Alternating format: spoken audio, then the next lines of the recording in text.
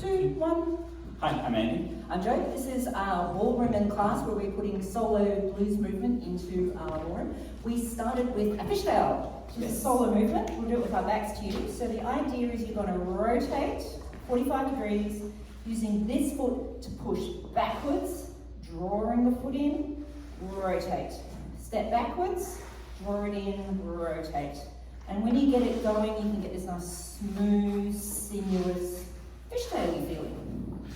If I would say any one trick worth practicing is making sure you don't move too much in your position. Yeah. I.e. you're not kind of like...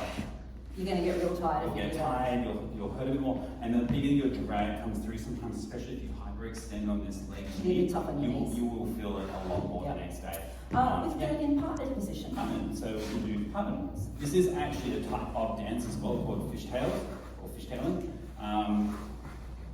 So Andy's initiating this movement and I'm getting in sync with him. And I am using my upper body as well to sort of help match and frame match my follow as well. So when we can press in, we can press in. When we can press in this side, I'm doing as much as I can. And we also spoke about making sure that the legs have their hand a little bit lower. This helps a lot more. You know, this hand still can help, still can come into close embrace, but then it also allows me to move out with things like fishtails. I think, then we do the fishtail turn. Fishtail turn. So I love this move. This is super cool. It is 100% left. And then we go down, up, and over into fishtail. Boom, bar, down, up, and over. So I'm thinking about that already at this point when we're coming into this fishtail here. So Andy's dropping the hand. We're starting in ballroom grip at about shoulder height. And he drops the hand and I can feel he's using the muscles in his arm just a little bit more. So I can feel something's about to happen. So we've got fishtail, fishtail, and you can see how I'm coming down. But I can't actually frame this way with this one. I do have to come out because... So the shoulders out. Out, and then I can come up, over, and over. And down again. And then back to our fishtail as it is. So the idea is it wants to be a smooth arc, not up, turn, down. If that happens, the follow will probably fall over. I can also, when I'm doing these fishtails as well, especially if I'm going to do this turn, I'm giving myself a bit of space because I don't want to knock myself out. See how my hand comes through nice and easily? Yep. That's easy, as opposed to if we're really closer. Oh yeah, we're going to... There's not much space. Then we ended up in a promenade entry, exit. So at a fishtail, we come up. Fishtail, stand up.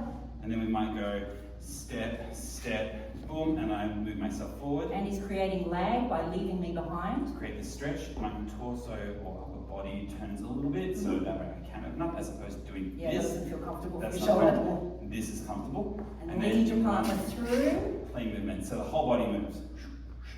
And then I bring my follow through. Let me do it from this hand. So we go boom, bar, bar, and then I do a little sugar push. And switch hands. And this is going to help build up for our turn. Sugar pushes always want to be smooth, flowing, think like waves crashing on a beach, not anything hard or junky. Yep, so waves crashing on a beach. Nice and smooth. And just walk, walk, walk, walk. I'm not doing anything too fancy. And follows, make them wait. And so when I do that last one, I'm going to switch hands. So my natural hand is left. I'm going to switch to right. And when I do that, I move out maybe just a whisker with the left hand. Encourages me to open my shoulder out, which is going to create extra torque for the turn. This is already building up information for the follow. Turn's going to happen. And I can go through. Turning down the line. Into a side dip.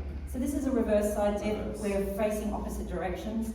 As with any dip, do not attempt unless you've got the base position really secure, and that means hip to hip and touching. You need to be really safe. If anybody's like here, don't do it.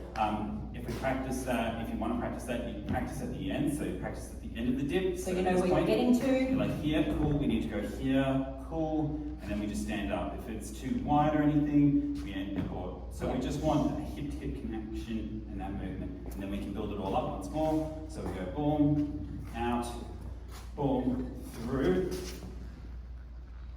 and then up. And stand up. And that's it. And that's it. Have fun. Play nice. All right, we'll give you a